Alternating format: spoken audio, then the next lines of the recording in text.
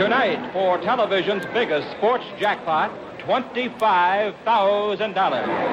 From the Hollywood Legion lanes, Ken Baylor meets Jim St. John. The winner to challenge, last week's $75,000 winner, the King of the Hill, Therm Gibson. You'll also be seeing three of America's brightest young stars roll a ball for their favorite charity.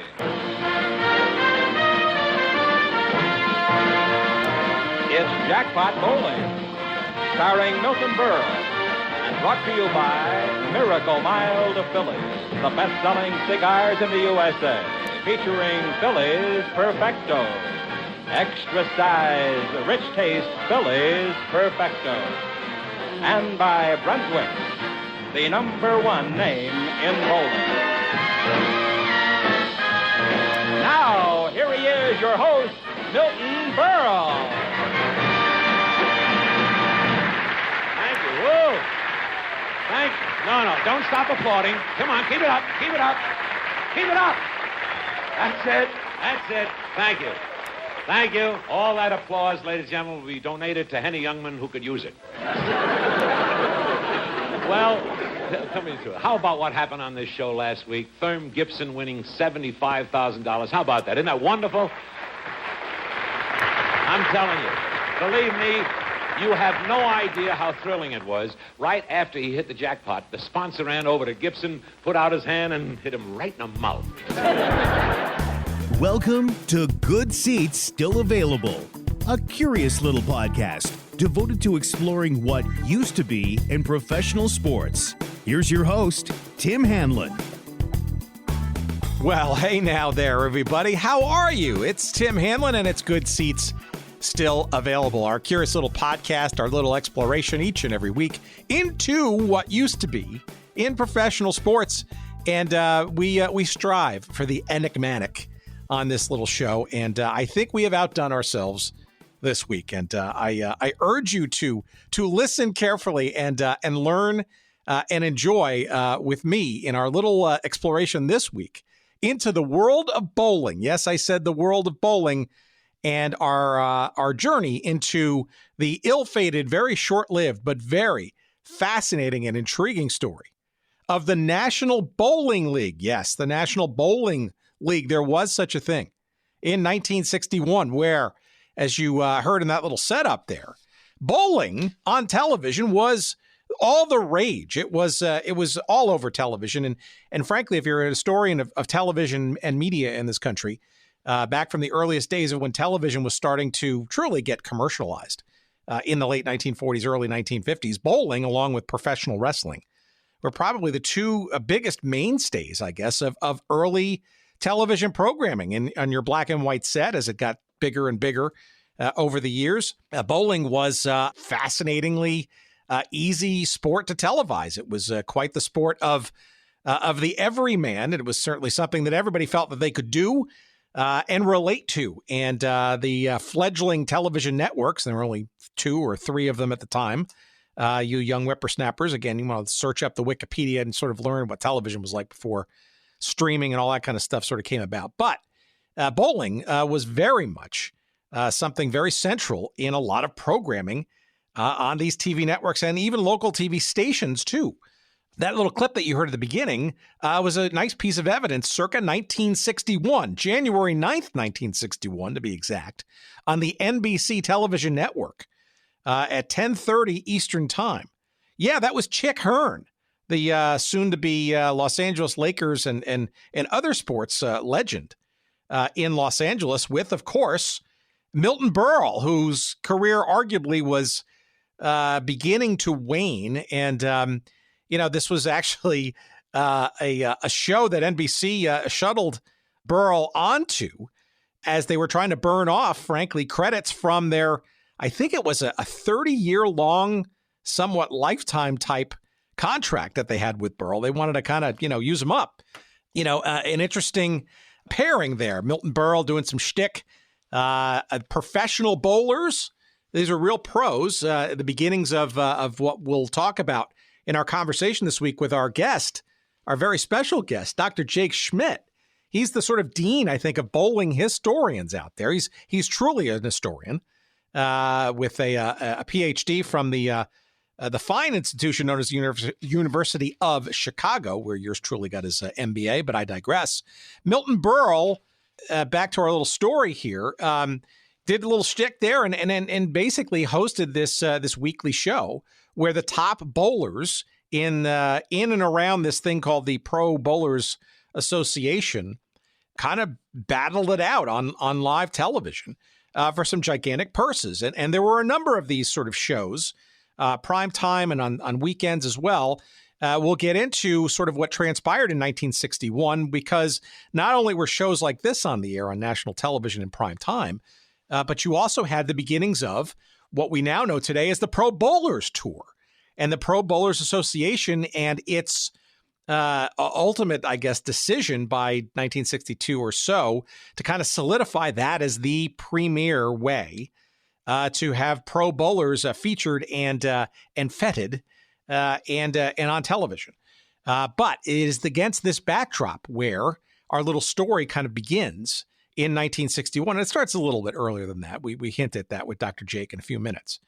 When the Pro Bowlers Tour was not necessarily guaranteed to be the format. No, there were a bunch of people in pro bowling circles that envisioned a true team league, with cities competing with each other, as frankly most bowling competitions at that time and even today are kind of constructed. There's teams playing each other, not individuals, which is what the tour sort of model is. But that's what we're going to get into today with this thing called the National Bowling League with our guest, Dr. Jake Schmidt. And I think you're going to find it really intriguing. This is a fascinating topic to me. I bowl just about as much as any other average person out there in the world. But, to know that there was actually a league that almost became, frankly, the manner by which pro bowling and the television presentation of such would have, come into modern day. But no, the tour is what ultimately became sort of the format. But we delve very deeply into this asterisk known as the National Bowling League. And you'll see the reasons why it was appealing to people, why it ultimately didn't work, and the role of television and all that kind of stuff, and lots more. If you're not even if bowling interests you at all, it doesn't matter. You're going to find this show to be fascinating. And again, our conversation with Dr. Jake Schmidt, coming up in just a couple of moments. I virtually guarantee that you will find this to be fascinating as I did. Before we get there, though, I want to say hello and welcome to our friends at HelloFresh. Yes, HelloFresh, it's America's #1 meal kit where you can get easy seasonal recipes and pre-measured ingredients delivered right to your door. And all you have to do, of course, is just cook and enjoy. And we've tried the HelloFresh service and the meals at the Hanlon household, and I will tell you, they have gone over tremendously well, and we cannot wait to get our next shipment after the Thanksgiving holiday, of course. And what is HelloFresh? Well, look, it's home-cooked meals made simple.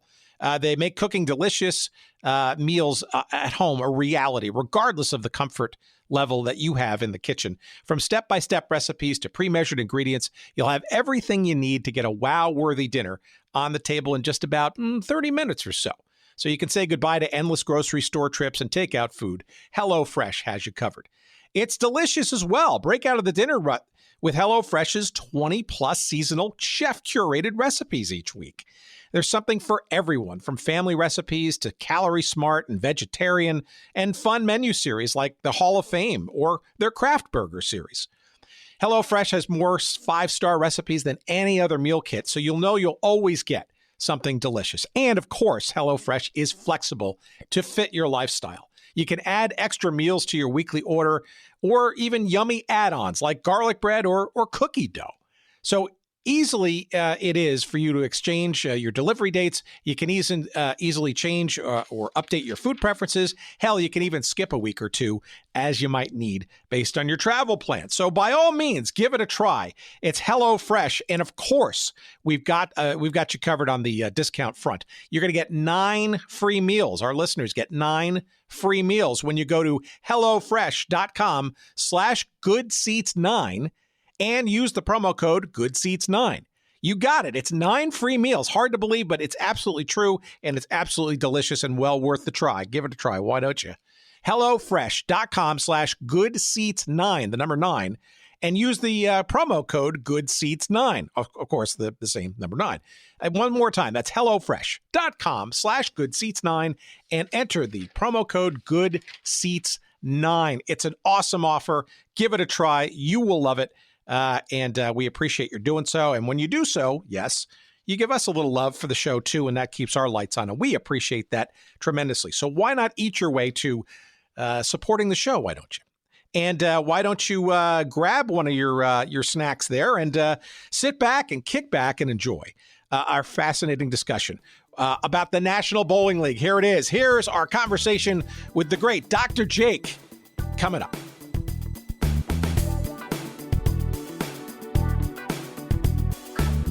Let's start from the start, right? So give our audience some background as to who you are and what your, shall we say, day job is. And then how do we get into this, I think, frankly, world-class knowledge around the sport of bowling? Well, first of all, my name is John R. Schmidt, but in bowling circles, they call me J.R. Schmidt or Jake Schmidt. I am a fifth-generation Chicagoan.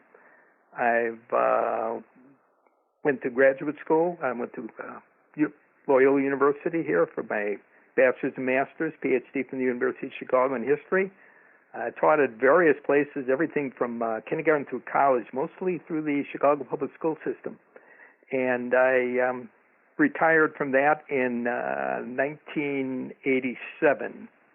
And along the way, I became a bowler as a kid. I was a good bowler, but not a great bowler. And I managed to make a decent amount of money bowling, but fortunately I did not go up against too many people that were better than me. So that's how I worked my way through college. And I was able to pay for my college through bowling, and I've continued bowling. Continue bowling in a league now for seniors, go to the national tournament every year. I've done 52 of those. And since 1990, I've been writing for Bowlers Journal International.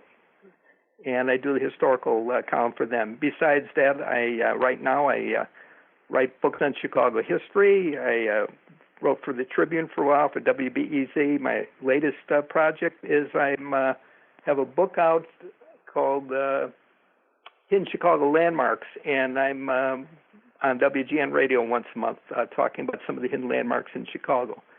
But the bowling book I have, which is a collection of my bowling stories, is called the Bowling Chronicles, and there are 90 of my stories from Bowlers Journal in there, including the story in the National Bowling League. So I'm always happy to talk about the National Bowling League because people can't imagine why there would be a National Bowling League. I mean, the whole idea sounds outlandish today because what the National Bowling League was, it was an inner-city league of 5-man teams, and it was based on the model of Major League Baseball. And they played in purpose-built stadiums, and they were on a 6-month-long schedule. Well, it seems ludicrous today when you think of something like that. Bowling, competitive bowling, has not been doing well, but this is like 1961. And in 1961, bowling was booming. For the past 5 years before that, the number of bowling centers had grown 25% in Brunswick and Amherst with hot stocks in the New York Exchange, and every banquet, athletic banquet, you always had a bowler there. And there were two statistics that I like to cite to show how popular bowling was. In 1961, out of an adult population of 110 million Americans, 6.5 million bowled in sanctioned leagues. That's 1 out of every 17 men and women. And also in 1961, a bowler named Thurm Gibson won $76,000 bowling 6 straight strikes on the Jackpot Bowling TV show. And he made more money in 4 minutes than Mickey Mantle earned playing an entire season in the Yankee outfield. So in 1961, the idea of a National Bowling League was not so outlandish at all. So let's back up for a second. So you're a historian by profession. So this actually makes you doubly and triply qualified and interesting for this conversation, right? Plus, I lived through it as a kid. There you go. But second, I think you bring up some important points here, right? Where you got to sort of put all of this in context because, and maybe you can go a little bit into a little bit more detail here about, say, the 1950s or so. This is not just a recreational sport, right? Obviously set against the booming time relative to the war years prior, right, in the 1950s, but also television, right? I mean, Jackpot Bowling was a kind of a manufactured for television in its earliest days, really, event, right? Bowling was perfect for TV, just like wrestling was, because it had a small arena that could focus on. You could do it with one camera, basically, and it was easy to understand. And these bowling shows, every major bowling city had a local show, and then they had syndicated series like Championship Bowling. Later on, you had Jackpot Bowling, which was this, which I mentioned, which was a network show. And actually, the idea for a National Bowling League might have come from one of these shows called Bowling Time, which was in 1956. And their hook was they got 8 bowlers on, and they called themselves the National League of Bowling. And it was basically a TV show. The 8 bowlers represented 8 different cities. They had a guy from New York, a guy from Chicago, Detroit, L.A., and so on. And they just bowled matches with each other, and one guy won. And then the next year, they had another TV show, and they called it the American League of Bowling. And they had, again, guys from different cities, and they bowled each other, and that was the TV show. And along the way, this guy, Leonard Hummel, who was a proprietor out in Los Angeles, got the idea, well, why don't we have a full-fledged 5-man bowling league, 5-man team bowling league, just like the major leagues. There's everybody loves bowling. Bowling's booming. So why don't we do this? And he was really the guy that was behind this. They really got it started, Leonard Hummel. Well, before we get into Leonard's sort of story and sort of the origination of this, it's also, you're mentioning television. You're mentioning it's certainly accessible, right, to the average American, right? Oh, sure, because you watch bowling on TV, and you roll the ball down. I mean, there's a science behind it, like anything else, but it's basically you roll the ball down, you knock the pins over, or you don't knock the pins over. Is basically what it is. Yeah, I can do that. Right? Yeah, anybody can go out and bowl, and you can get lucky. You can throw the ball, and and even the arenas you can go to, like Fates Neeson was a bowling alley in Chicago, on the north side of Chicago, and they had 8 lanes, and they had a famous TV show there. And people used to come in just to bowl open play there. I mean, you're a golfer, you're probably not going to shoot at Augusta. You're not going to shoot hoops at Boston Garden. You're not going to play the outfield in Yankee Stadium. But, hey, you can go up to Fates Neeson in Chicago, and you can bowl in the same alleys that Don Carter was bowling on, or Joe Kristoff, or Joe Willman, or any of these guys. So it appealed to people because it was an accessible sport. So given that then, and given it's, you mentioned wrestling, right? Obviously that's probably one of the first sports that sort of truly took to television in its, even if it's in its infancy, even, late 40s when it was just still somewhat experimental, right? Bowling was probably almost on par, if you will, with that in terms of the ease of televising as well as maybe beyond, say, wrestling, accessible in terms of its, hey, even I can do that, and literally I can do it literally down the street or down the block. Oh, sure. And again, the early days of television, they would put the TV sub. Most of the early TV sets were in bars, and it were mostly guys who were watching it in bars. And the TV sets were very small, and if they had a baseball game on, it was kind of hard to follow the action, particularly the TV sets up above the bar, high up. But you got a bowling match on, you can see what's going on very easily. So, like in the early 50s and even getting in the late 50s, bowling was very accessible to people, particularly men. Yeah, and that's sort of the baseline I want to establish here, because it's also it stands to reason, right, that as prize money starts to get sort of embedded into, say, some of these television showcases, so to speak, that the idea of professionalism, right, for bowlers who want to attempt a living at it for more, shall we say, bigger stakes and competitive prizes, the rumblings around how to do something around a professional version of bowling.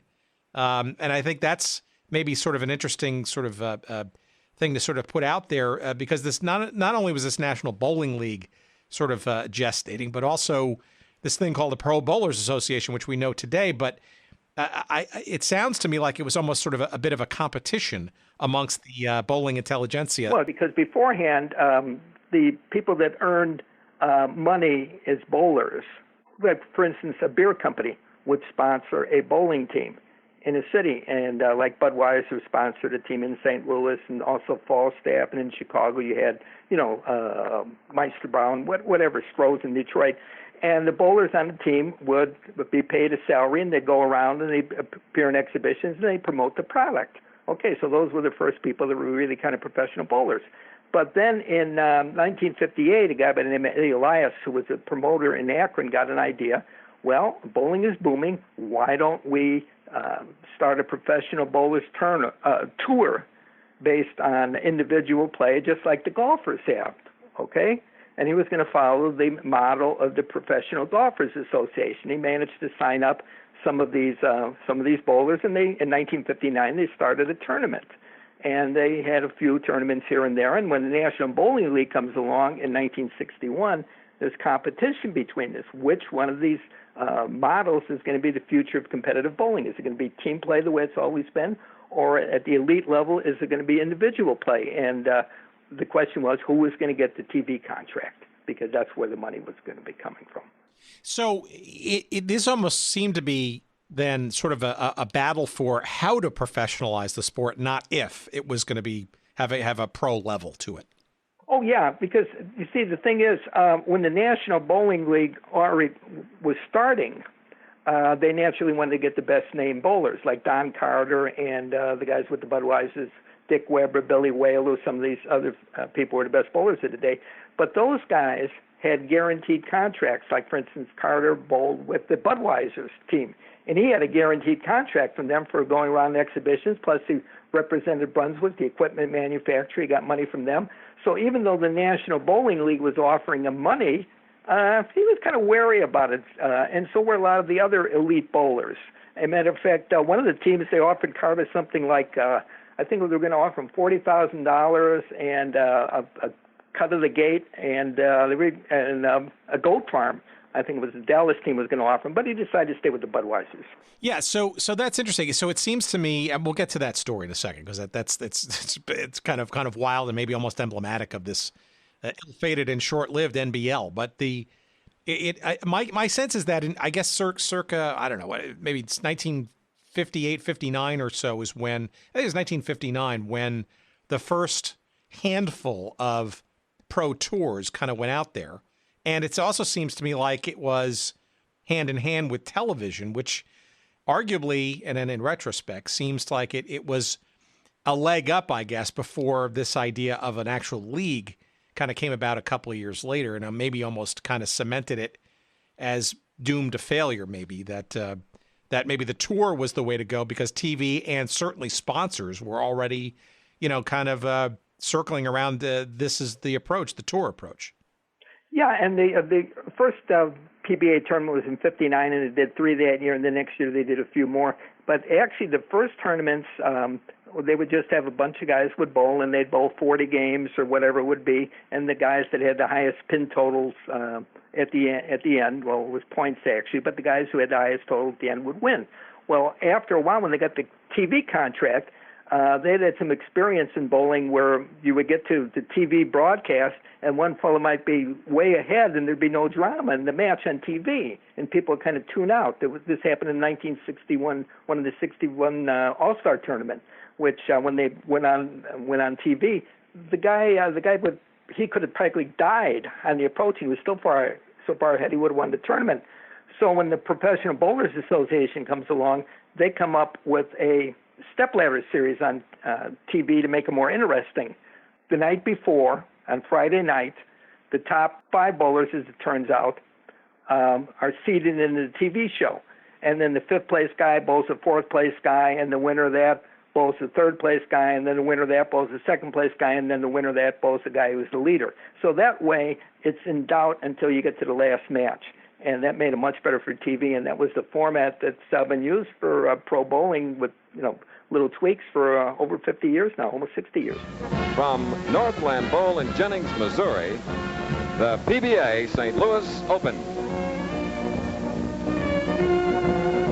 Hello again, ladies and gentlemen. This is Chris Schenkel here at the Northland Bowl in Jennings, Missouri, a northern suburb of the great city of St. Louis.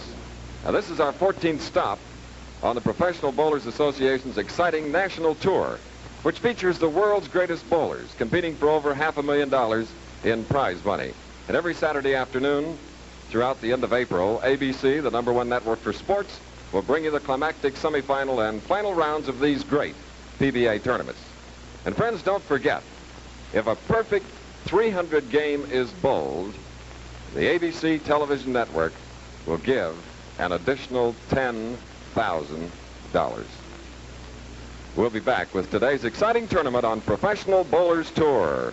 Well, okay, so 1959 then, it sounds to me like is somewhat of a pivotal year because you've got sort of the early inklings of a pro bowlers tour, whether it's, maybe with television sort of on the sidelines or potentially in the mix relatively quickly. But my understanding, and based on your writing, and by the way, all of the writings, and not only in book form, but the various articles and stuff, I am talking to the dean of this stuff. So I don't think there's anybody on the planet who knows more about sort of the history of bowling than Dr. Jake. So let me ask this question then. It feels to me, based on what I've read from your stuff, that 59 was also kind of the time when the early seeds of perhaps this thing called the National Bowling League kind of got started, even though the league itself really kind of didn't sort of launch until 1961. Is that right? Yeah, Hummel put an ad in the Wall Street Journal, I believe it was, and he said he was looking for investors in a new and exciting bowling promotion. And he had a 54-page prospectus, and he called a meeting of people, and they got together with the meeting. And after the meeting, after presented this, there was, people saying, oh, it's great, but they were kind of a little wary about putting down the money. But then in January of 1960, Bowler's Journal ran a long article on this. And once people in the bowling industry, they started to take this seriously. And that got the ball rolling. And after, he would call another meeting in Chicago, and then he got a bunch of people together. And finally, initial roster of cities, I think it was 7 investors put down money. And they put down $5,000 each for National Bowling League franchises. And so they were going to start off, they were going to have the people that put down the money were Chicago and L.A., Dallas, and Fort Worth separately, San Antonio and Omaha, and Raleigh, North Carolina. And Hummel was elected the league president. So now they had to go start organizing. This was in February 1960, and they wanted to start in September of 61. So now they had to go out, convince more people to get in, sign bowlers, and so on. So, I mean, this speaks to just the craze around bowling at this time. I mean, this was, it didn't seem outlandish, I guess. Maybe in retrospect, certainly it does, right? But the idea of, this is just another form factor, I guess, of how to professionalize or give another angle for folks aspiring to be professionals on a fairly regular basis to kind of play and compete against each other. It doesn't seem so crazy at all, given the television ratings and the popularity of the sport writ large in the United States at this time. Oh, well, I talked to a guy named Tony Lindemann, who was one of the early bowlers. He's passed away by now, but he was one of the bowlers in the National Bowling League. He was actually the captain of one of the teams. And he said there was nothing like it. He loved the National Bowling League. So did another guy I interviewed, Ed Lubansky. He was with the Detroit team. Loved the National Bowling League. Wish it could have made a go, but it didn't. We would treat it. He said even when the league, near the end of the season, when they were cutting back and they were scrimping and saving, just trying to get through the end of the season, they were still treated royally, they thought. And they just wished they could have continued this, but they couldn't do it. They did not get the TV contract, is what it turned out to be. Okay, well, so let's talk about Leonard Hummel then, and also this guy Dick Charles, right, who became the commissioner. Maybe the two stories of these guys maybe will help our audience better understand sort of maybe the formative months around getting some kind of structure around now that a number of folks are willing to pony up $5,000 for a franchise and kind of at least put some seed money into this. Well, yeah, and the thing is, there was a lot of interest in this, a lot of enthusiasm that got the ball rolling. As I said, Dick Charles, he was an Omaha sportcaster, and they hired him as the league commissioner, so he was going to be going out and schmoozing with people, talking with people, trying to get them to sign up for this. And with all this publicity going on, the thing kind of snowballed. By July of 1960, like 3 or 4 months after they had this, what was it, February? I guess that'd be 5 months, whatever it is, after the first organizational meeting.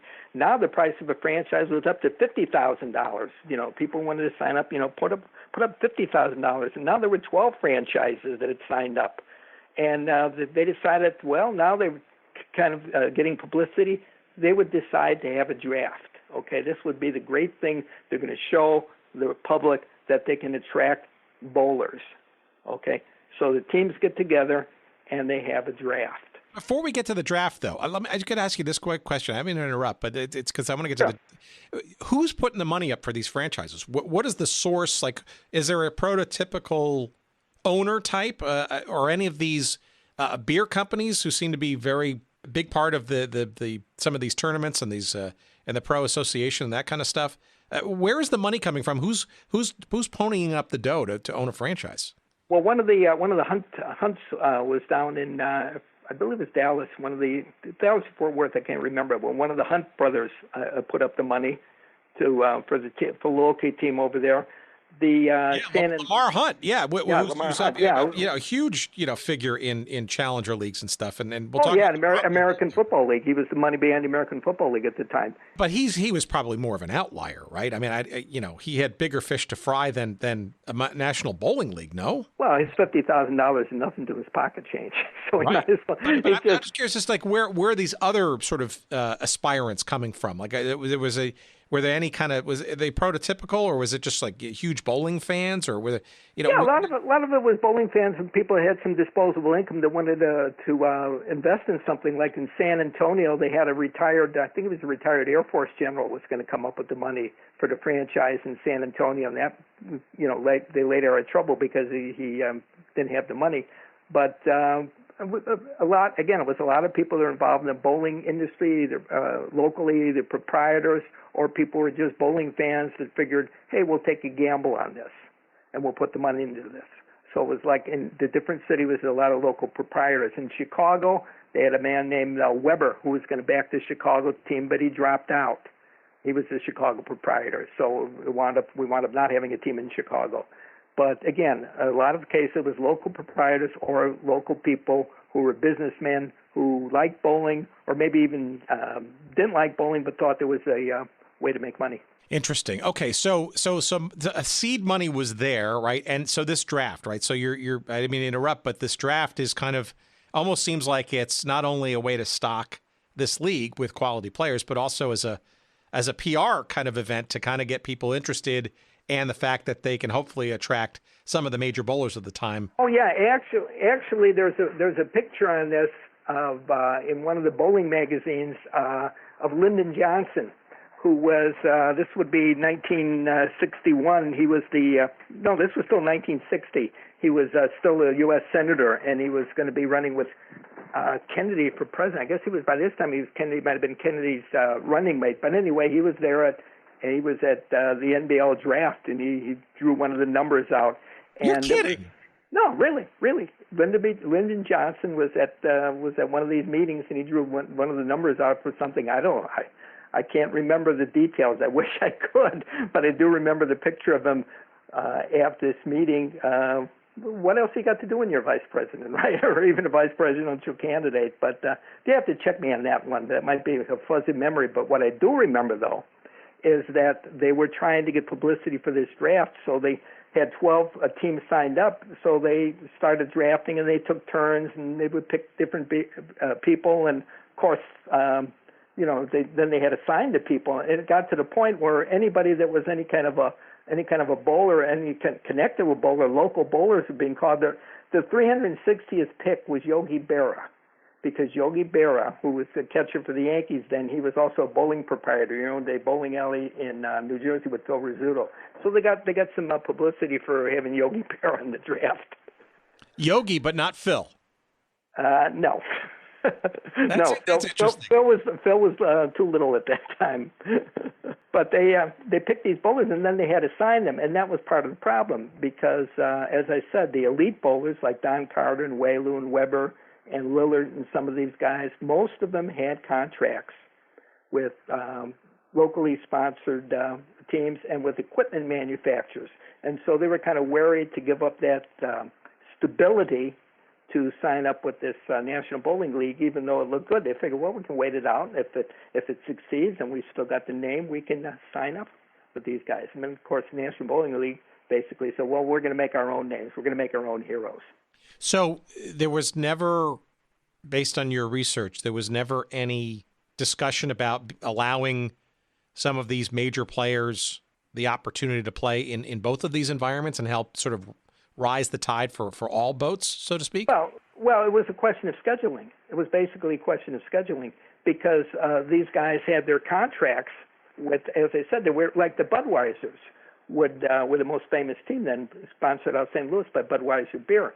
And they had a contract to go around, and they go to different bowling alleys in different cities where Budweiser was being sold, and they'd appear in these in exhibitions. Maybe the whole team would be there, maybe one or two guys, maybe just one guy, and that took up a lot of their time. And plus, they'd be back in St. Louis during the week, and they'd be bowling a regular league in St. Louis. So that took up a lot of their time, and that's why they were what they were getting paid for. Like Carter was getting paid, I think it was about $25,000, which in today's money multiply that by 8. But the National Bowling League was saying they were going to have a minimum salary of $10,000, but these guys were so, well, let's show me the money is the phrase, right?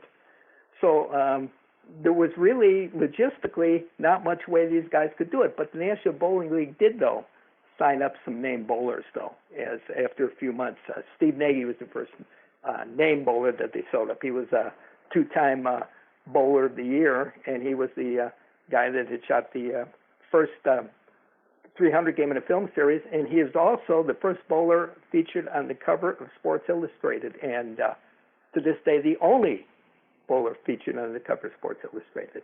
So when they signed Steve Nagy to bowl, that showed they were serious. So that's interesting. So Steve Nagy is sort of as a marquee signing. Yeah, he was the first named bowler. Let me ask you this then. So let's back up on the franchises for a second. So you're mentioning sort of this, certainly the strong tie between, say, beer companies and the sport of bowling and to the point of them sponsoring teams. Why, in your estimation, wouldn't, say, a Stroh's or a Budweiser or whomever think about buying one of these franchises and kind of, naming it or shoehorning it in their name into owning a franchise in a city in this fledgling league? The league wouldn't do it that way. Look at the St. Louis Cardinals, 1954. Gussie Busch of Budweiser bought the St. Louis Cardinals. He wanted to change the name of the stadium, which was Sportsman's Park. He wanted to call it Budweiser Stadium. National League would not let him do that. Okay, that was cheapening their product. Today, of course, we got people, sports facilities sell naming rights all the time. But it wasn't done then. It was considered mixing things up. Of course, Gussie Busch got around that because he changed the name to Busch Stadium, and then he started putting out a beer called Busch Beer. So he kind of got around that one. But no, Stroh's and these companies, they were doing fine the way they were. Why should they risk the money to do this? Again, it was a speculative deal, and a lot of people were going to sit back and wait to see what happened because there was also this competition with the professional bowling.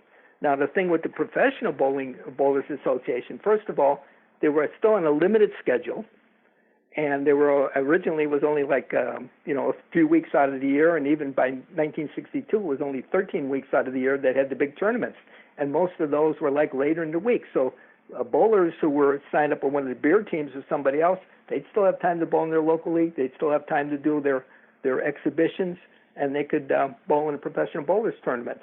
But if you were with the National Bowling League, you were tied in originally 3 nights a week, and you were traveling around all the time.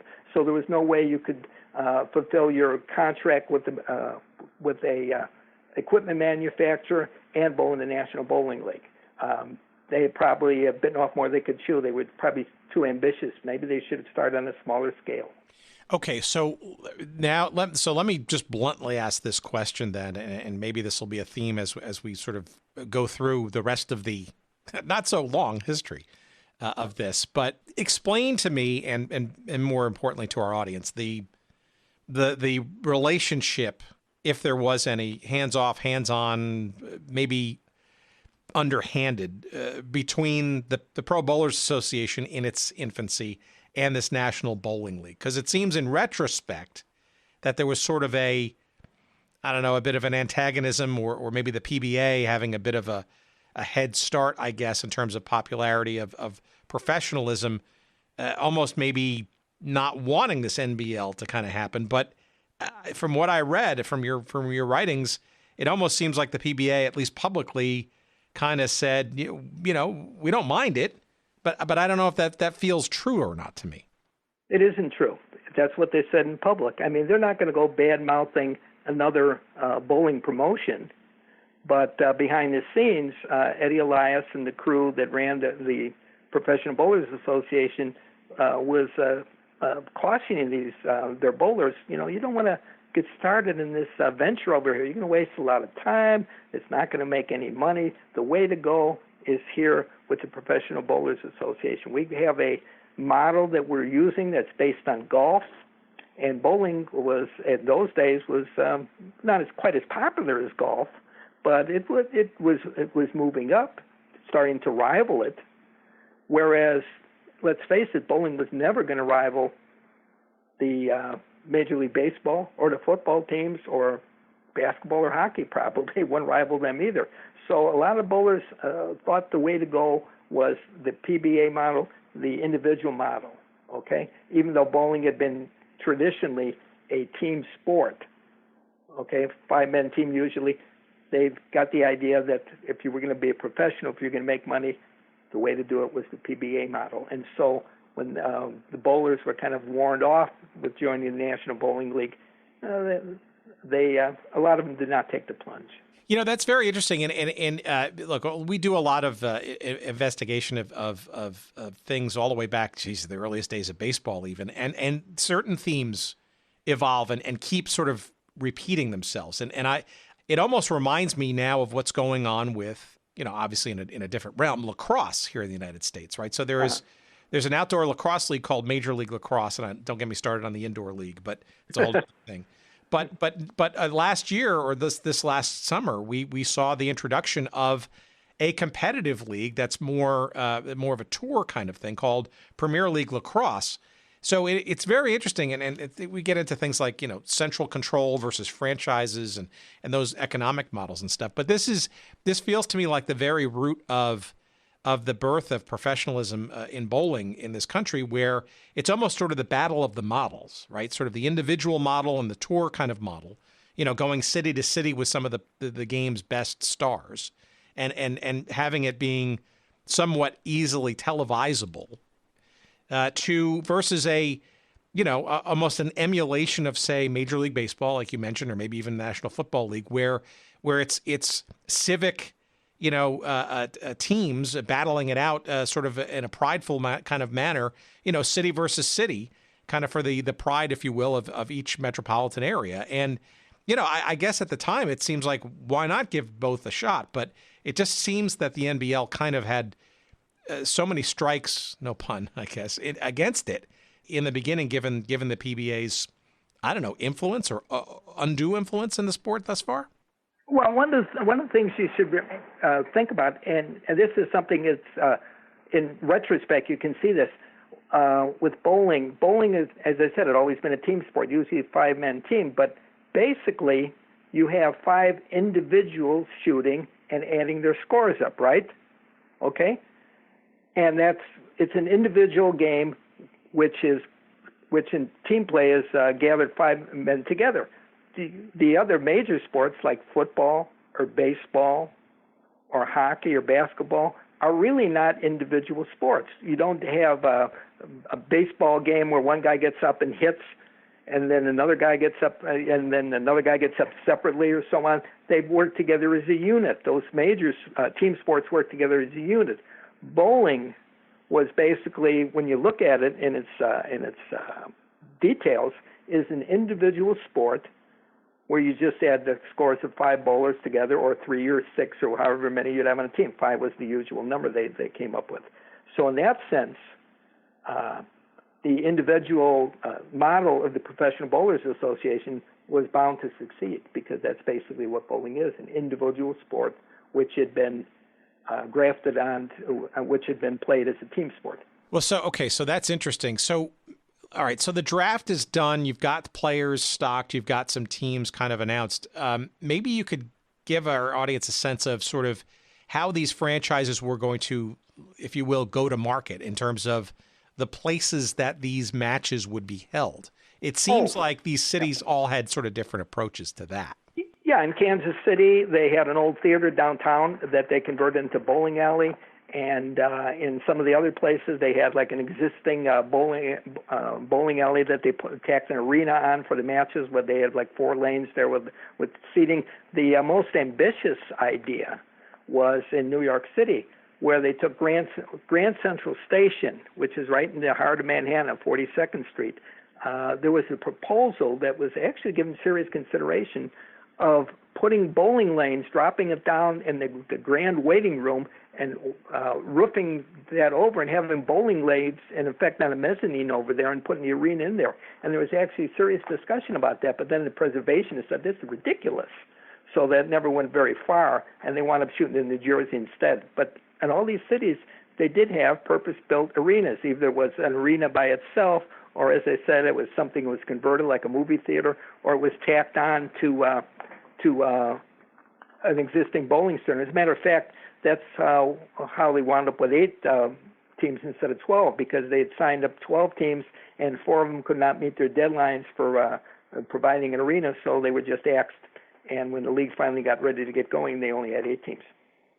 Yeah, that's interesting, because you look at some of these photos, and there are not a whole lot of them out there, at least the ones I could tell. Maybe you've got another source that we could talk about after our conversation. But there were, some you mentioned like Kansas City and Omaha. They were actually in theaters, actually performing theaters, where they literally just built the lanes on the stages of those and sort of created an environment almost like a stage show, if you will. And versus, say, Dallas, like the Bronco Bowl, which we'll get into in a second, which is the Lamar Hunt involvement, which is really sort of a larger sort of commercial bowling centers with multiple lanes and part of sort of the, come on down and family play games and your local leagues and that kind of stuff, where they would just maybe, I guess, curtain off the other lanes and sort of just focus on 4 lanes or so to make it, that sort of be the stage for the games. But it also seems like, too, that there were just others, like you mentioned the New York situation, but others who, and maybe I think it seems like Leonard Hummel wanted to kind of be part of this sort of group of folks that just want to create or build their own sort of purposeful or purpose-built little mini arenas specifically for this league. Yeah, that's what they did. Every place had its own little arena that was just used for the National Bowling League only. Even these large-scale bowling centers had these little annexes. As a matter of fact, the one relic that's still standing is Thunderbolt in Allen Park, a Detroit suburb. They have 78 or 80 lanes wherever they got there, and they still have the little National Bowling League arena next to it, like 4 or 6 lanes, whatever it is. So that was the type of model that most of them were going to go with.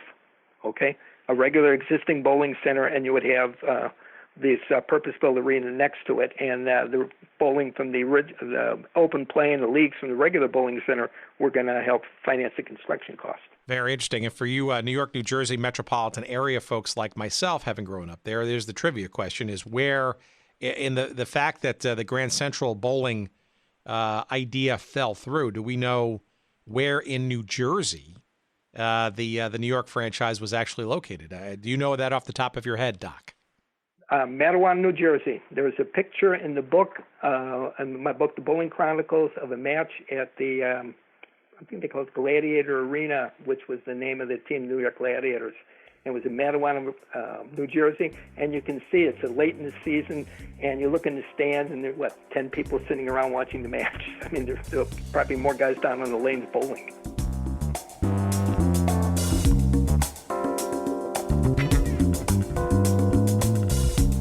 All right, what's this? Mack Weldon. Mack Weldon, of course. Mack Weldon is the premium men's essentials brand that believes in smart design and premium fabrics. And, they go out on a limb, Mack Weldon does. They claim that their stuff is better than whatever you're wearing right now.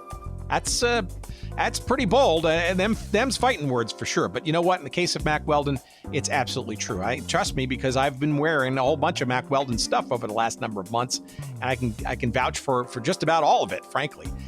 And they're designed, frankly, the Mack Weldon offerings to be the most comfortable underwear, undershirts, socks, shirts, hoodies, sweatpants, you name it. Anything in the realm of basics, Mack Weldon has got you covered. And not only does Mack Weldon's underwear and socks and shirts look good, they perform well, too. They're great for working out or going to work or going out on dates, just everyday life. I highly recommend them, and they're easy to purchase, and it's a great way to sort of get all your basics covered in one fell swoop with our friends at Mack Weldon. Of course, we got you covered with a discount for you.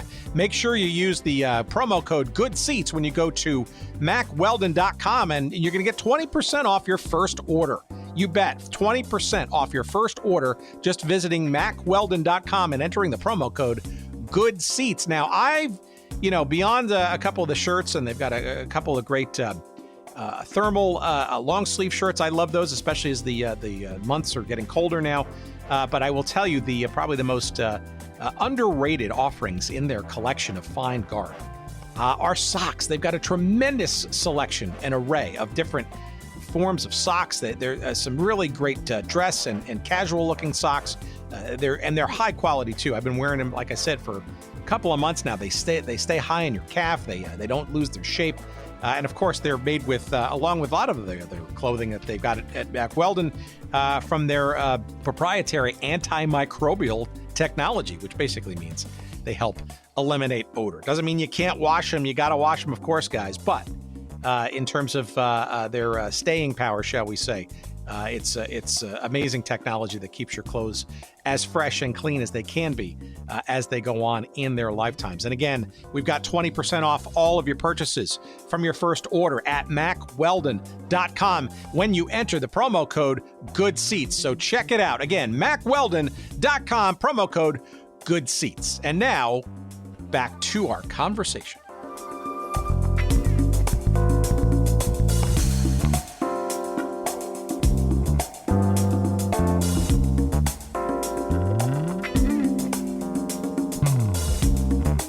It's interesting in these theaters, right? So I think the New York team also played in a theater in Totowa, New Jersey. I think Kansas City played in these, I guess they were famous theaters at the time. The Midland Theater in Omaha was called the Paramount. Yeah, the Kansas City thing, that they did there's a kinescope out of that the league had filmed to promote it, and where they're bowling in this theater in Kansas City, and it's a palace. It's a palace from the 1920s. And when they bowled there, they even had the mayor came out and he threw out the first ball and everything. So they were very excited. So I got to think that these plans would have at least been an enticing component to the pitch to television networks, right? Because it's clear that there was a lot of thought being given to how to present both live as well as on television. Can you talk about this kinescope? Because I wonder where this is. I read about it in your writings. I guess there was a promo reel or film that was kind of created to maybe, I guess, shop around to the networks as this being television worthy, no? Oh, they have it down at the National Bowling Museum in Texas. They have a copy of it. I've seen it. Maybe it's up on YouTube. Who knows? But I've seen this kinescope. It's an exhibition match. They had the Kansas City team, which I think was called the Stars. I can't remember. And they were bowling against a makeup team of bowlers from the other teams. And they bowled I think they bowled a 2-game match, because originally they were going to bowl 3-game matches, but kind of dragging, so they went into 2-game matches. But yeah, it's interesting. It's interesting. So, okay, but the television thing never sort of happened, and they didn't let that sort of get in the way of getting the league actually started in 1961. Do you have any insight into how well or how close the idea of getting televised games for the beginning of the season in 61 was, or were they just resigned to the fact and they were just sort of more focused on just operationally getting the games and the matches up and running? Well, I get the feeling that they were never even close to TV contract. because they talked very bravely, but I think they figured, well, since we couldn't get the TV contract, we're willing to pay them enough for what they wanted. They would just figure, well, we're going to get a big gate and it'll look impressive, and then the TV companies will come to us. But it didn't work out that way. The attendance was very poor. I mean, I think Detroit, they had the best attendance, and they maybe averaged around 1,500 people for a while. And then one of the cities, Fresno, wound up as one of the cities. They were averaging like 400 people. And this was, at the beginning of the season when there was a lot of interest in it. And of course, as I said, by the end of the season, everything's kind of slacking off. And as I said, you got these situations like where that bowling alley looks deserted. The arena, there's hardly anybody over there.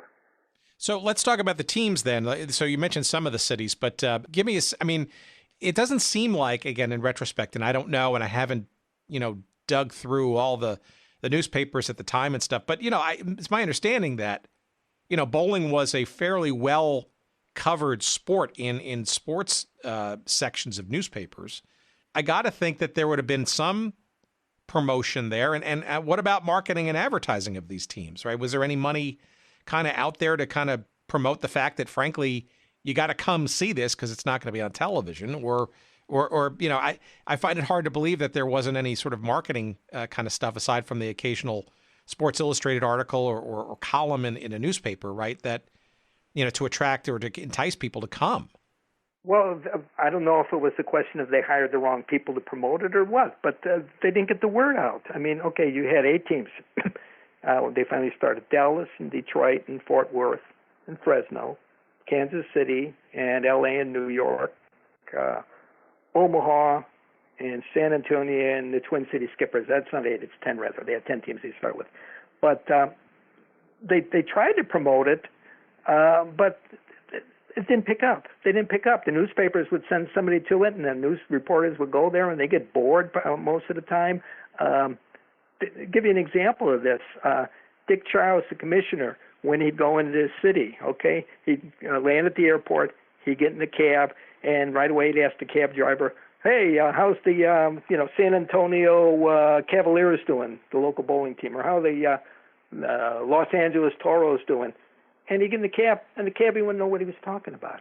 And this was like the local bowling team. I think I read someplace like it took him like months before somebody realized there was a bowling team in town.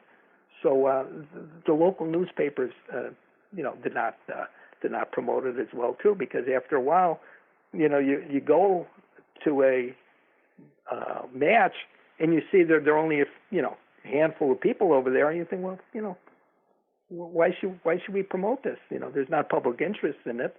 Well, we got other sports we can write about, or maybe we can write about the Professional Bowlers Association, which is drawing people as well.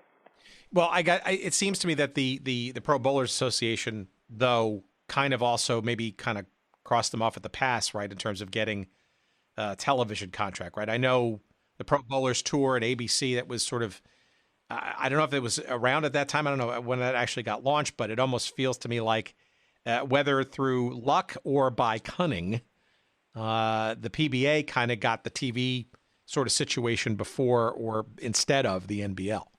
Well, look at it this way. The PBA, you just have an hour and a half broadcast, and you have it in a one location. You go from city to city to city, and that's it. The National Bowling League, you're jumping all over the country. You're going from L.A., you're going to New York and places like that.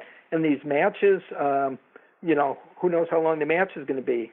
Even when they cut it to 2 games, you might be there for an hour and a half. You might be there for 2 hours. The Professional Bowling Association, quick, individual matches, easy to follow, and so on. So the model of team bowling was not agreeable, was not to the networks. It was much easier to sign something, much simpler to sign something, a package like the PBA, than it was to deal with this whole league concept. All right, so we're talking October-ish of 1961, when they sort of things got going, actual matches and competitive play.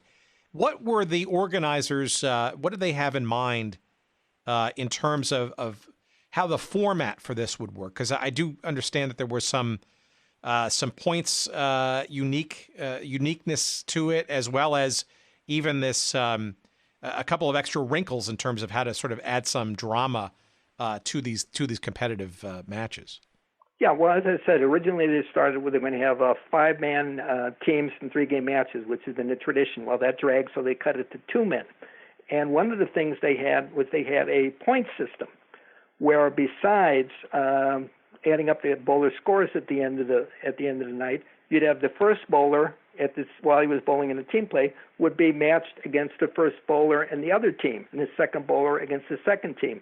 And if the guy like on Detroit shoots 210, and the guy in his opponent San Antonio shoots 205, then the Detroit guy gets 1 point, right? Besides his 200 and 210, and those extra points would go into a total, and you get points for if the whole team won the game, they get so many points, and plus you get so many points for these individual matches, and you get so many points for the individual series, and plus the guy who shot the high game of the night, he get points. And it would be kind of confusing, but at the end of the night, whichever team had more points, they would get a W, okay, in the league standings. They would get a one loss. So it was basically like Major League Baseball was 1 loss. So they were getting rewarded for individual achievements during these matches, as well as sort of team competition type in competition. Okay. And as I said, it was kind of difficult for a lot of people to follow this. The funny thing is now a lot of leagues have this system. The league I bowl in has this system till we get extra points. And I'm bowling like fifth. The guy that's bowling fifth opposite me, I beat him, I get an extra point. You know, we've adopted kind of that system. The one thing they did not adopt that the league was actually kind of popular with the spectators was what they call a wild card. In other words, the teams always carried more than 5 bowlers. They carry like 7, 8 bowlers, maybe 9 or 10 at the beginning of the season when they had money. And say a bowler would go out and he'd leave a split, okay, like something like the let's say the 4, 7, 10. Well, a bowler would anybody who's a bowler would know that a left-hander has a little bit of an advantage on this compared to a right-hander, depending on the way the ball curves. So what you might do is you call in a wild card. You have a lefty sitting on the bench, and you call this guy in, and he would actually try to take a shot at the spare, and he might have a marginally better chance of picking up the spare than regular right-handed bowler. And when this guy came off the bench cold and he threw his 1 ball and he picked up the split, I said, my God, the house would go wild, because it was a very dramatic way of doing things. So that was the one thing that was very popular with the fans. Even though it didn't always turn out that way, you didn't always have the guy convert the split or whatever he needed to do. But when he did, wow, that was something. Yeah, that's really interesting. So it's almost like having a ringer, if you will. Yeah, basically. We have a handful of opportunities to use sort of a player like that. So, I mean, that feels to me like kind of maybe where the league could have had a bit of an advantage and some, I wouldn't call it gimmickry, but the idea is that, it at least adds a little bit of sort of, competitive spice to things that might ordinarily just seem like pretty rote when it's 5 versus 5. Well, one of the other things they tried to do is they tried to encourage the fans to get involved in this, because like normally when people go watch a bowling match, they'd be quiet, and if somebody threw a strike or picked up a rail or something, they'd clap, and then they'd be quiet again. Well, what the league tried to do is encourage the fans to try to make some noise and carry on like you're at a baseball game or something like that. Well, you're in a little arena over here, and that you can hear what everybody's saying, and a lot of the bowlers didn't like that. I mean, you got Ed Lubansky was working a bunch of strikes, going for a 300 game, and it was getting noise in the back, and he refused to stop until the guys were quieted down.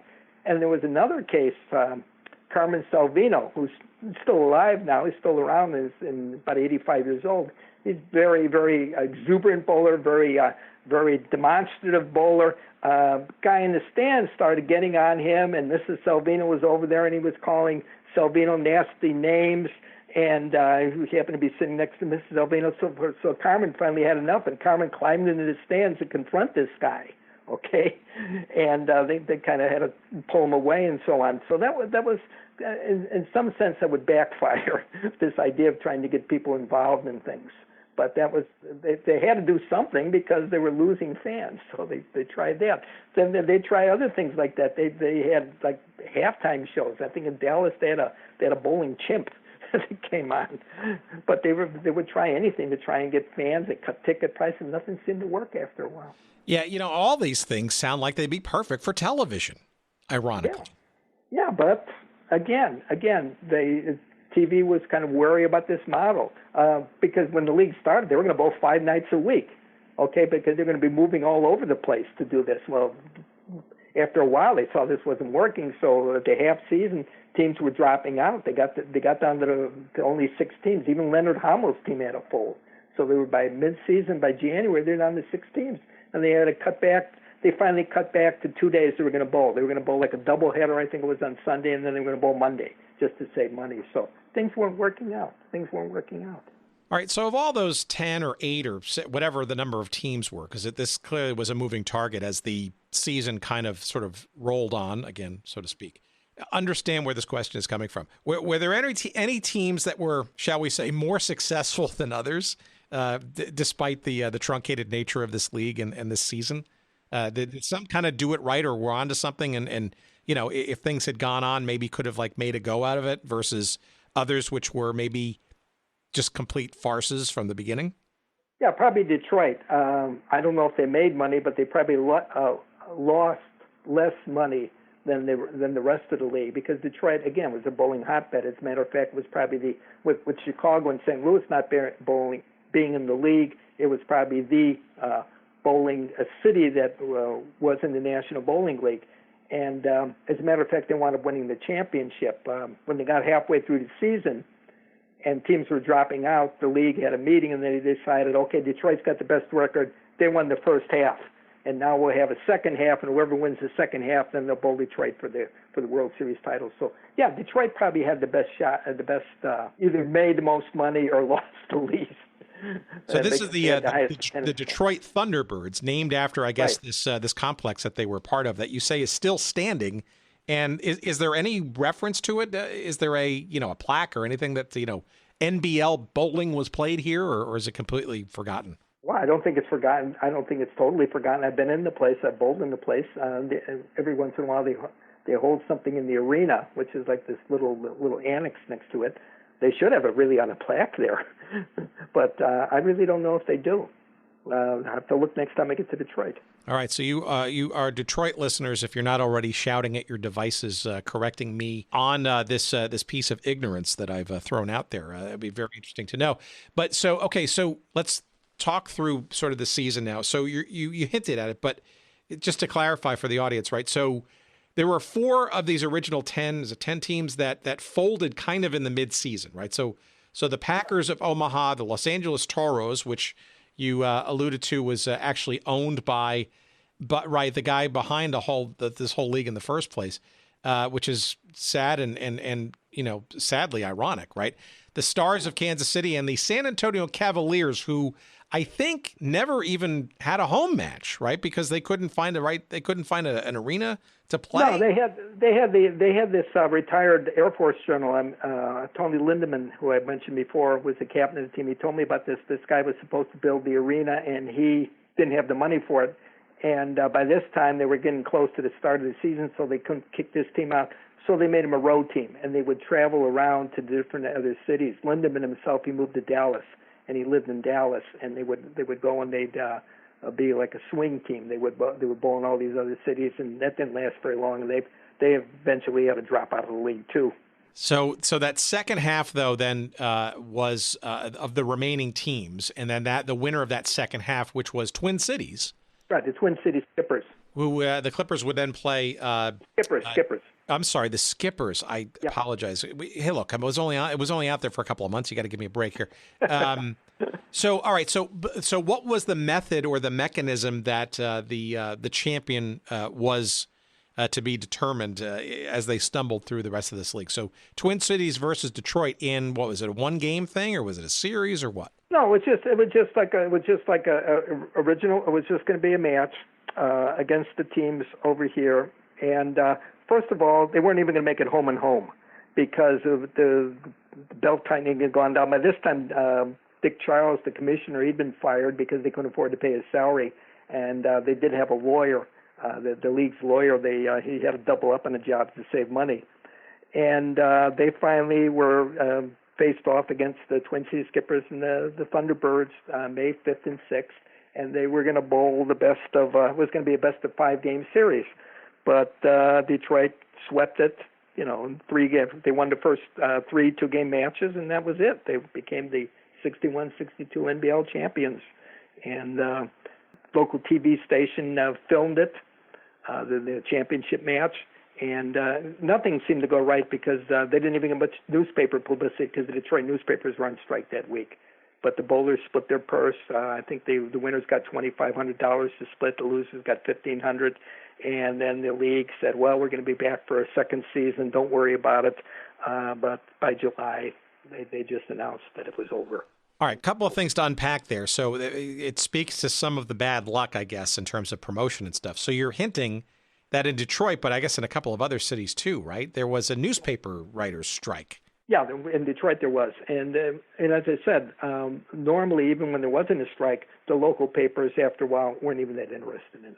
Yeah, but that's interesting because arguably the only real sort of media source of interest, right, was going to be in this sort of newspaper kind of format. And even that was lacking in Detroit, which is, ready to win the title perhaps. So how much, so that series, the NBL World Series, right, which is in May in Michigan, it wasn't too long between that and I guess it was July 9th, 1962, where the acting commissioner at the time basically said, we're done. The league is over. And I guess a lot of people in the bowling community kind of already sort of surmised that was going to be the case. But was there any particular event or any other sort of issue that sort of popped up? I mean, you'd think that it would have at least given them some time to recalibrate, rethink, perhaps push one more time on the television front. What other things were happening? Was the PBA just really sort of... They tried to get the TV contract. They made one final pitch for the TV contract. TV wasn't interested, so that was it. The guys weren't going to continue. They were bleeding money all over the place. They weren't going to stay and continue to lose more money, so they just quit. They just gave up the ghost. And most of them lost. Well, everybody lost money. As I said, Detroit probably lost the least. But maybe they could have amortized that with the open play from the regular 84 lanes or whatever they got over there in the regular bowling alley. So, but to take any sort of lessons from this, right? It wasn't sort of an indictment of the sport of bowling, right? It was just that this was a format and, frankly, situational issues that kind of, was not sort of the best environment for presentation because the PBA seemed to be chugging along quite nicely and moving to the next level. Oh, yeah, the PBA did very well. The PBA Tour wound up being on the network for 30-something years on ABC on Saturday afternoon, and would outdraw the golf tournaments and a lot of the other sports at the time. So bowling was still very popular into the 1960s, and for many years after, competitive bowling was very popular. It seemed like it was a bad model and a bunch of bad luck, and probably bad execution by some of the people who were in charge of this. Didn't know what they were doing, made some mistakes, whatever. It's easy, hindsight is 20/20, as they say, but who knows at the time what the decisions they made probably seemed good to them. Any evidence that players who chose to play in the NBL were given maybe a cold shoulder by the PBA once they decided they were going to, end that, or it was ended for them and they went back and they wanted to be in the PBA, or did the PBA sort of welcome with open arms? No, they were glad to be back. I had a friend of mine, Maury Oppenheim, who's, I believe he's still alive in Chicago. He was on one of these teams in the National Bowling League, and I think he was on the LA team, I can't remember, but at the middle of the season when they were short money, they cut him loose, okay? And he comes back to Chicago. He's a young guy in his 20s, and he goes over to Cleveland. He gets in a bowling tournament in Cleveland. He almost won the PBA tournament in Cleveland. He finished second. So it was like a Cinderella story on his part. So no, they were welcome back in PBA because after all, they were still bowlers. And Steve Nagy, who was one of the giants of the National Bowling League, everybody loves Steve Nagy. So when the league folded, Steve Nagy comes back to the PBA. Welcome back, Steve. Sorry it didn't work. As a matter of fact, the PBA now, Nagy was so loved. After he died, the PBA has an award they give every year to the nicest guy in the tour, basically, and they call him the Steve Nagy Award. It's like a DeRocher rebuttal award that a nice guy can finish first. So these guys were welcome back. The guys had gone to no hard feelings. You made a bad choice, and we're sorry you guys lost money, but you had fun while you did it. Well, no, the bowlers didn't lose money, but you had fun at least. So now go back to the PBA. Well, all right. So let's round the corner on this. So, given that the PBA and the Pro Bowlers Tour and ABC for many years, Chris Schenkel and legendary sort of Saturday and Sunday afternoon presentations, that sort of went on through, I guess, sort of uninterrupted, I guess, through the 70s even. Oh, into the 90s, actually. Right. And then obviously, and a couple of different ownerships of the PBA and stuff. And it seems like Fox now is even going to give it another injection, I guess, of promotional spin, if you will, to kind of even, gussy it up even further. But I'm wondering, given all the relative success of the PBA over the years, the Pro Bowlers Tour over the years, and television, and maybe I'm just missing something, but why hasn't there been maybe another attempt at sort of a league-based kind of format or something other than the way it's currently presented, which seems to be pretty straightforward and almost very similar, I guess, to the earliest days of the late 50s, early 60s, in this sort of staggered, laddered format.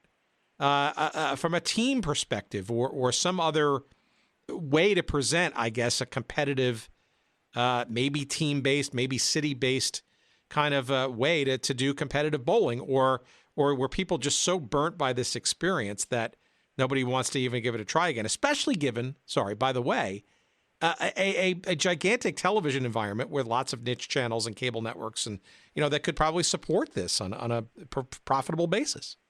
Well, the PBA has experimented with team play in various small environments, but it's still individual bowling seems to be the way that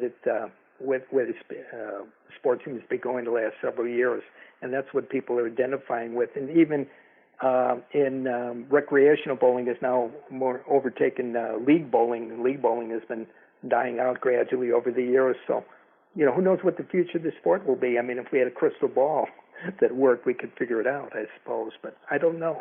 And the leaders of the bowling industry, they don't know either. They're operating blind as best they can, and I guess we see what happens.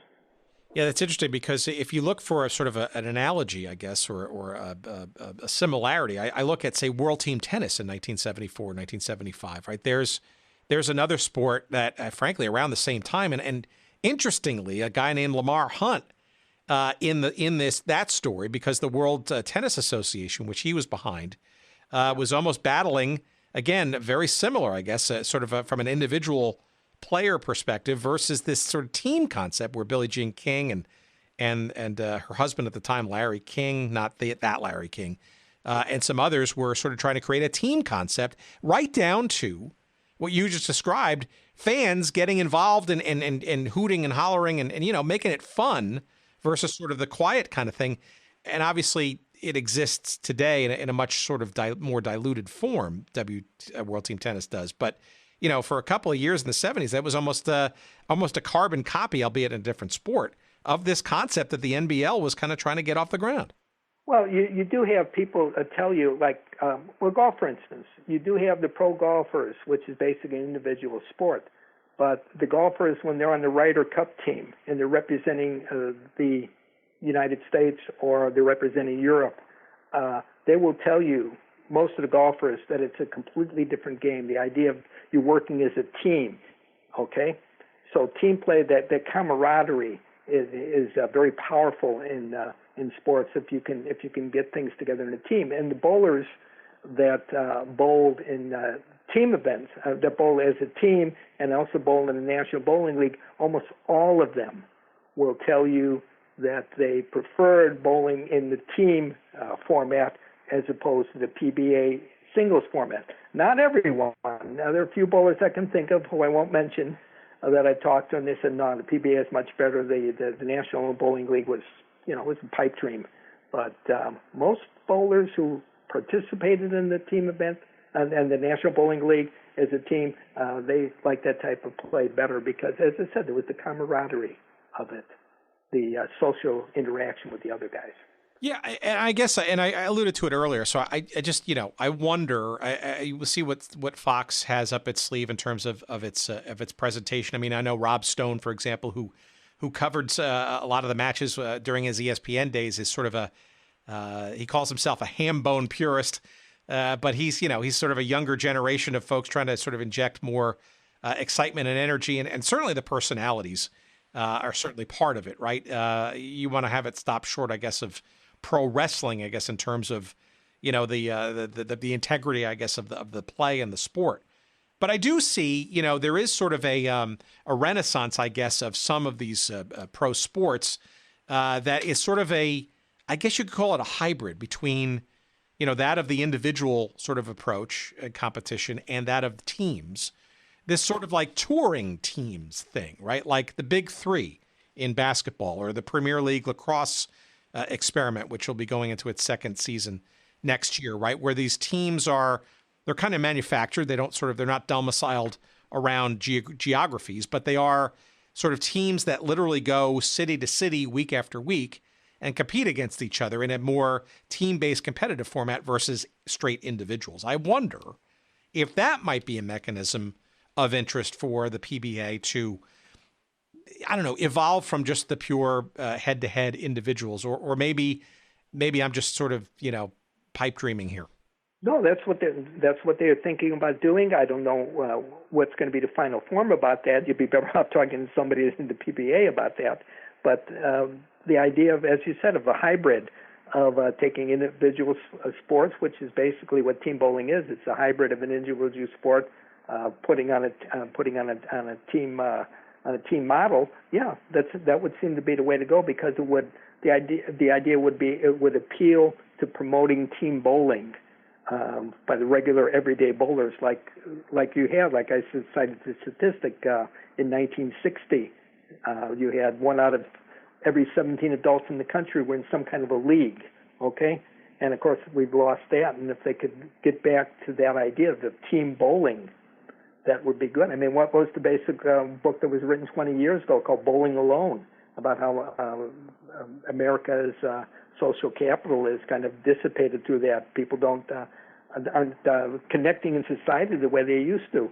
But I think that it's got a possibility to do that. I would hope it would be, but I guess again we have to see how things work out and how it's promoted. Very, very interesting. All right, so let me ask you this one last question because I think it's been a theme in our chat, and that is bowling and television.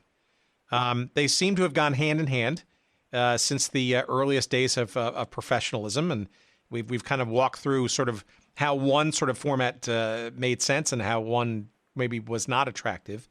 So, what is your sense of that relationship going forward? I mean, I know the PBA has gone through a couple of different, or the Pro Bowlers Tour has gone through a couple of different owners over the last number of years, and it's gone through various television contracts and stuff. But it's undeniable that there's an attraction there, and there's an affiliation, right, between the average Joe, if you will, and playing the sport. I mean, I grew up watching things like Bowling for Dollars, which is sort of a local franchise, or I'm fascinated, for example, by old episodes from the 1970s of Celebrity Bowling, which is out there floating around in syndication with, Don Adams versus Don Rickles, in a match, right next door to Don Amici and and Barbara Feldon. I mean, it's just fascinating stuff. But bowling continues to endure.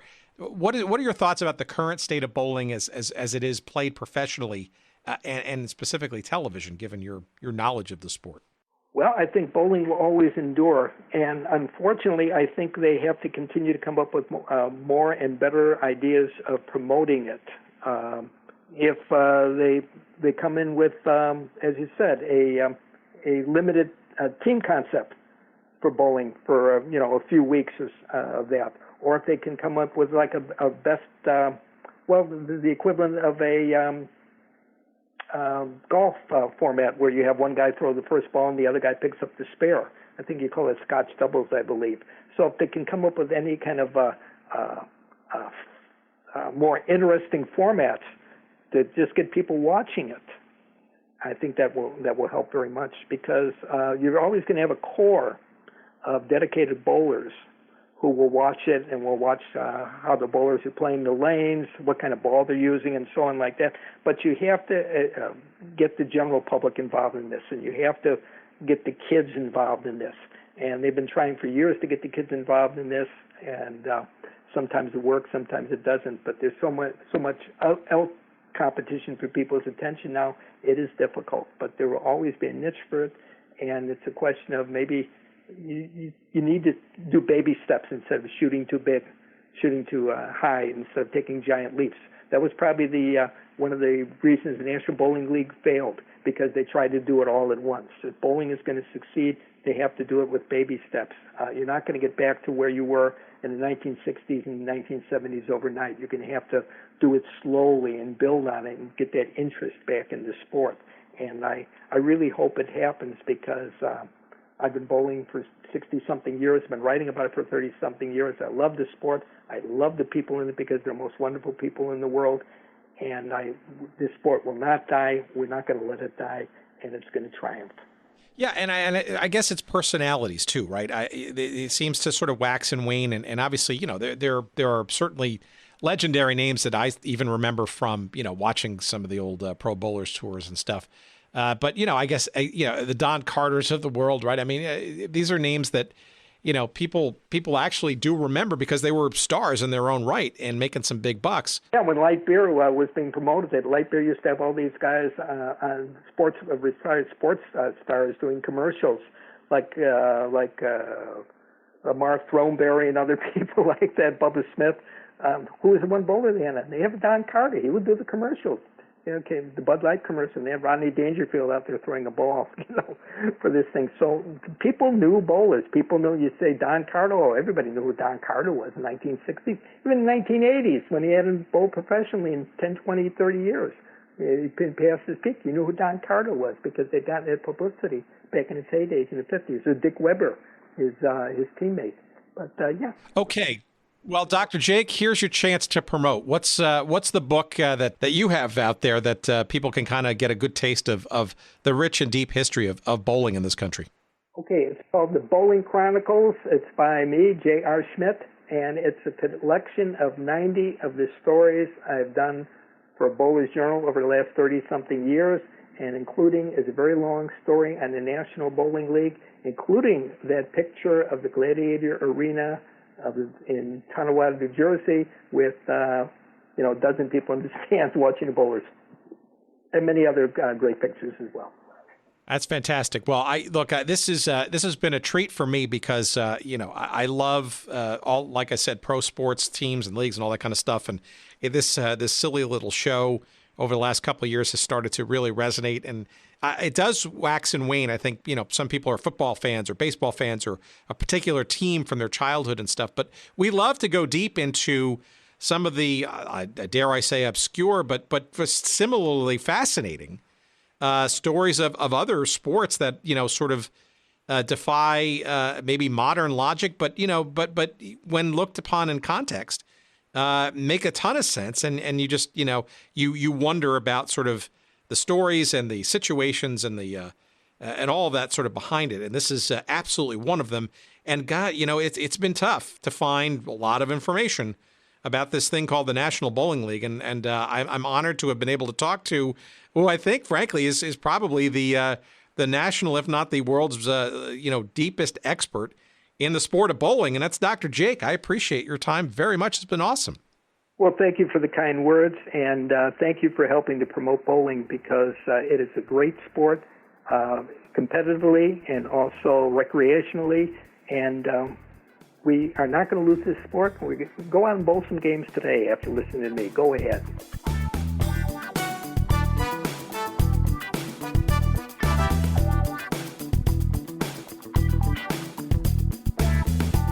All right, there it is, man. Yeah, this is almost like an alternate history, perhaps, of the sport of bowling. You know, had it not been for the Pro Bowlers Tour, this National Bowling League might have been the way we would enjoy the professional ranks of bowling in this country.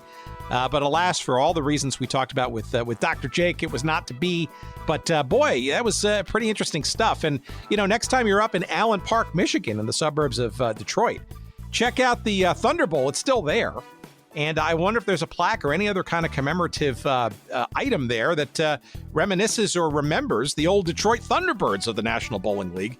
I challenge our listeners up in Michigan to let us know, maybe send us a photo or two and just let us know what the situation is up there in terms of the memories of the Thunderbirds and the old National Bowling League. And Dr. Jake is just a wealth of information about the sport of bowling. And I don't consider myself an aficionado, but I learned a lot, and I'm intrigued to learn more, frankly. And Dr. Jake's book is called The Bowling Chronicles, The Collected Writings of Dr. Jake. It was published in late 2016. Dr. Jake was has been for many years the sort of in-house writer and historian for Bowlers Journal International. Sorry, I can't say that 3 times fast. And this is the collected writings of Dr. Jake. He's got a couple of other books out there too, but this is probably the best and most accessible tome. And of course, there are a couple of chapters devoted to the NBL in that as well. And of course, you can find the Bowling Chronicles wherever good books are found. But of course, you can find it on our website too at goodseatsstillavailable.com. Just search up this episode. What number is it? I think it's number 141 with Dr. Jake, and you'll find a link and some photos, of course, to the book. And you'll be whisked away to Amazon to click and purchase a copy for yourself. We, of course, get a couple of nickels and dimes of love. We appreciate that. That helps our show keep going and pay some bills. We appreciate that. And I'm sure Dr. Jake will appreciate that as well. And while you're there at goodseatsstillavailable.com, why don't you tool around and see all the other great stuff we've got for you. And, for example, the other 140 episodes that we've done so far and the more to come. They're all there for you. You can download them or stream them, do whatever you'd like, but, send them as emails to your friends. Whatever you want to do, they're all there at goodseatsstillavailable.com, as are our social media feeds. You can find the links to those or just go directly, if you like, to your favorite platforms and follow us. Why don't you? On Twitter, you'll find us at Good Seats Still. On Instagram, you'll find us at Good Seats Still Available. On Facebook, you'll find us. There's a little web page devoted to us there. You just search up there and find us there. I don't know exactly how you find it, but you'll find it. Look, you want to send us some email? You can do that directly if you'd like. Send a note to hello@goodseatsstillavailable.com. If you forget that, just go to the website and you find the link and you click on and it'll send a little form there to us in email form. And of course, you can also subscribe to our weekly newsletter there at goodseatsstillavailable.com. Just search up there and find it and send us a little note and we'll gladly add you to our weekly newsletter, and you'll have a couple of days advance notice as to what new episode awaits you before the hoi polloi, the average Joe on the street there. All right, one last thing we want to say thank you, as we always do each week, to our pal Jerry Payne, the good doctor, our second doctor to be feted on this week's episode. He, of course, the guy in charge of putting all of our collective pieces together and doing all of our editing chores, and we appreciate it as always. And you can find out more about Jerry and his team at Podfly Productions by going to podfly.net. All right, we are just about done, but I just want to harken back again. As we mentioned earlier, a lot of the intersection between bowling and television has been synonymous, frankly, with the medium and the sport over many decades. And if you were alive during the 1970s, you may remember a little show called Celebrity Bowling, and we're going to leave you now with that theme song from that show. And I tell you, go onto YouTube, you'll find you will lose hours of your life by finding some of these old episodes of Celebrity Bowling. 4 celebrities each show, and none of them related to each other whatsoever. It defies description. It's hilarious to watch. Enjoy it, why don't you? But here's the theme song from that hip Celebrity Bowling show, and it's actually titled King Richard's, it's called Everybody Loves My Baby. That's the theme song. And it's by a group called King Richard's Flugel Knights. No joke. And it's called Everybody Loves My Baby. And again, also known as the theme song from Celebrity Bowling. Until next week, we bid you fond adieu. We'll see you.